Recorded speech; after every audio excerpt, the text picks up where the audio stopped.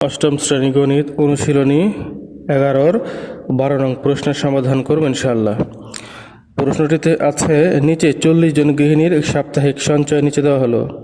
এখানে 155, 173, 166, 143 এইভাবে অনেকগুলো সংখ্যা দেওয়া আছে। শেষে রয়েছে 167।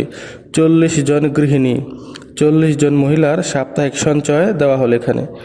তো কি করতে হবে? সাপ্তাহিক সঞ্চয়ের গড়, মধ্যক ও প্রচুরক নির্ণয় করতে হবে।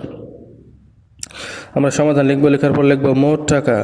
এই যে সংখ্যাগুলো রয়েছে 40 জনের টাকাগুলো সব এখানে যোগ দিয়ে সব এখানে যোগ দিয়ে উঠাবো। উঠানোর পর ক্যালকুলেটরে যোগ করলে কত হয়? 6017 টাকা। 6017 টাকা। তাহলে 40 জনের মোট টাকা কত? 6017 টাকা। এবং গৃহিণীর সংখ্যা 40 এবং গৃহিণীর সংখ্যা 40, মানে মহিলাদের সংখ্যা কয়জন? 40 জন। সুতরাং গড় লিখব এই যে 6017 লিখবো উপরে আর 40 লিখবো নিচে, মানে ভাগ করবো। এখানে ভাগ করলে কত হয়? ক্যালকুলেটরে ভাগ করলে কত হয়? 150.43। 150.43 টাকা। এটা হচ্ছে গড়, 150.43 টাকা। প্রশ্ন বলেছে যে মধ্যক ও প্রচুরক, গড়, মধ্যক ও প্রচুরক নির্ণয় করো। এবং এখন আমরা মধ্যক নির্ণয় করব। মধ্যক সংখ্যাগুলো মানের ঊর্ধ্বক্রমে সাজিয়ে পাই। প্রশ্নের মধ্যে যে সংখ্যাগুলো দেওয়া আছে সেই সংখ্যাগুলো থেকে আমরা সাজিয়ে লিখব 122, 125, 132, 135, এভাবে সবগুলো সাজিয়ে। প্রশ্নের মধ্যে কিন্তু সাজানো নেই, কিন্তু এখানে আমরা সাজিয়ে লিখব। ছোট থেকে বড় লিখব, মানে ঊর্ধ্বক্রমে লিখব। ছোট থেকে বড় লেখার পর দেখবো এখানে কয়টি সংখ্যা আছে? 40টি। প্রশ্ন বলা যাচ্ছে 40, আর 40 তো জোড় সংখ্যা। 40 জোড় সংখ্যা। তাহলে এখানে n = 40 যা জোড় সংখ্যা। আর জোড় সংখ্যার ক্ষেত্রে মধ্যক কীভাবে নির্ণয় করতে হয় আমরা কিন্তু জানি। এটা হচ্ছে মধ্যক নির্ণয়ের সূত্র যদি জোড় সংখ্যা থাকে। যেহেতু 40 জোড়, তাহলে এই সূত্রটি ব্যবহার করে মধ্যক নির্ণয় করব। মধ্যক সমান n/2 তম পদ প্লাস n/2 প্লাস 1 তম পদ ডিভাইডেড বাই 2। এটা হচ্ছে জোড় থাকলে সেই জোড়ের ক্ষেত্রে মধ্যক নির্ণয়ের সূত্র হচ্ছে এটা। আবার বেজোড় যদি থাকতো, এখানে 39 বা 41 বা অন্য কোনো বেজোড় সংখ্যা থাকতো, তাহলে সূত্র অন্যটি হতো, মধ্যক নির্ণয়ের সূত্র অন্যটি হতো।